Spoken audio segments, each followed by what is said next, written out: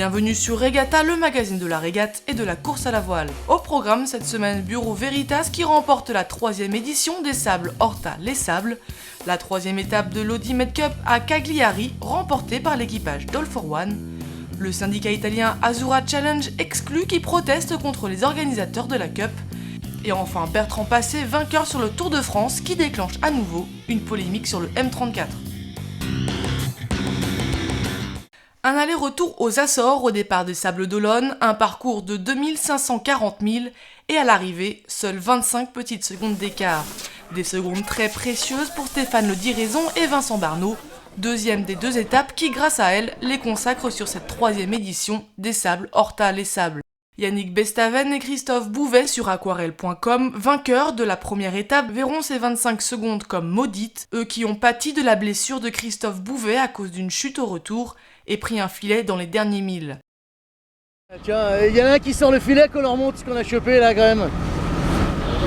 Alors, on a perdu 1 heure hier après-midi avec un filet énorme hein, qu'on a ramené dans le bateau.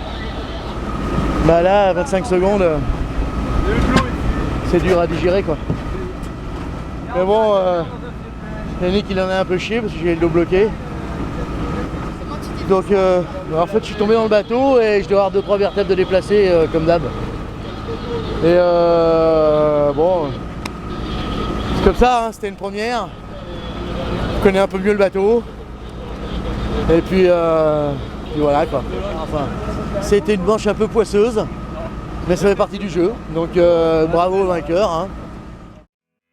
Au terme de cette remontée, ils prennent la 3e place sur l'étape, mais terminent finalement second pour ces fameuses 25 secondes de trop. La 3e place est occupée par Jean-Édouard Cricioche et Jacques Fournier à bord de Groupe Picotti, vainqueurs de cette 2e étape.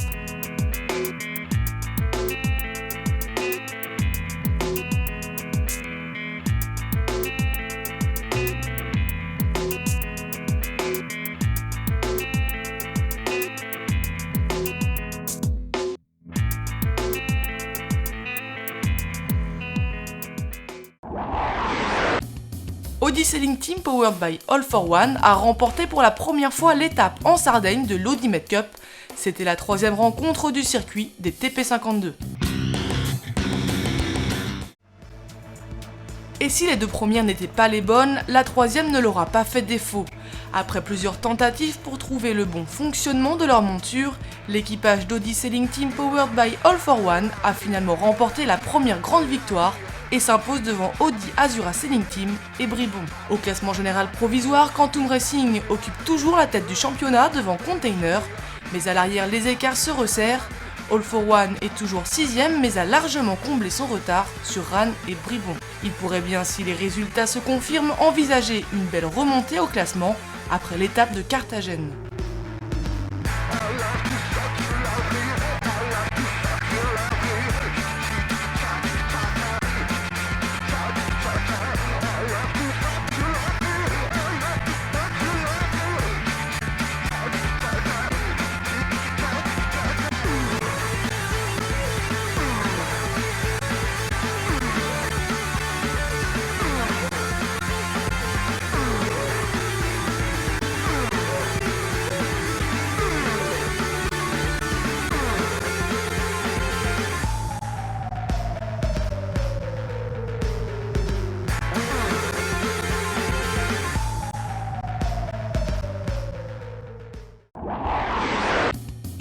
Les organisateurs de la Coupe de l'América ont exclu le défi Venezia Challenge pour manquement à ses obligations.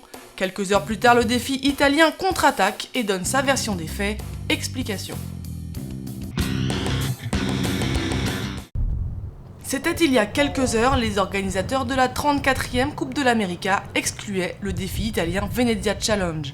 Le team n'aurait pas rempli les exigences nécessaires pour participer aux America's Cup World Series et pour poursuivre sa campagne pour l'America's Cup. Mais il n'aura pas fallu longtemps au syndicat Venezia Challenge pour faire entendre leur voix. Selon eux, la déclaration d'exclusion s'est faite uniquement par les responsables de la coupe et selon leur propre interprétation des règles, mais surtout le jury international ne serait intervenu en rien. Ces mesures ne respecteraient donc pas les procédures du protocole. Les Italiens sont donc bien décidés à discuter avec les organisateurs pour pouvoir continuer leur programme sportif en vue des World Series, dont la première rencontre se disputera du 6 au 14 août à Cascais. Pour rappel, les syndicats doivent encore régler la somme de 100 000 $ avant le 1er août, et cette nouvelle échéance suscite de nouvelles rumeurs quant à la solvabilité de certaines équipes. Affaire à suivre.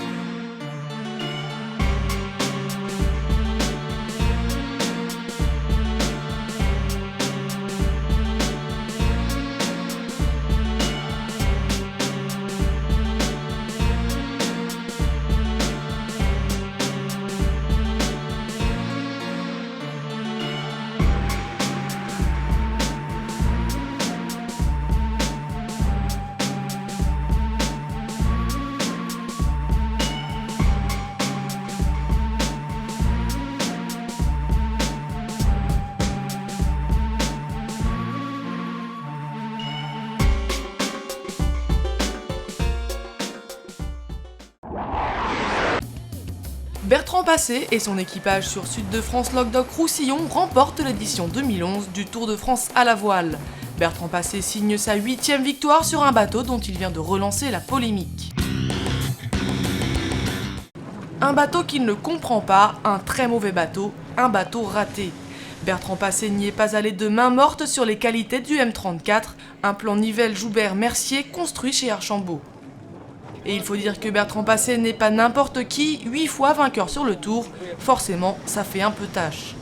Alors le chantier a lui aussi réagi, on pouvait lire sur le blog du bateau un post comme quoi Archambault se lassait des critiques et pensait peut-être à se désengager du M34. Mais rappelons aussi que cette interview accordée à l'équipe arrive après de nombreuses critiques plus ou moins sévères à l'encontre du bateau, la goutte d'eau de trop pour Archambault. Réaction à vif ou réelle intention de stopper le projet, il est encore trop tôt pour conclure. Paradoxalement, ce bateau n'aura pas empêché Bertrand Passet de gagner ce Tour de France à la voile pour la 2e fois consécutive. Monsieur Tour de France a réussi à compenser à la tactique quand la vitesse n'y était pas et à assommer ses adversaires. Gagner sur un bateau qu'il ne comprend pas, c'est dire le talent du marin. Sur la 2e marche du podium, Courrier Dunkerque et 3e Nicolas Troussel à bord de Bretagne Crédit Mutuel Elite.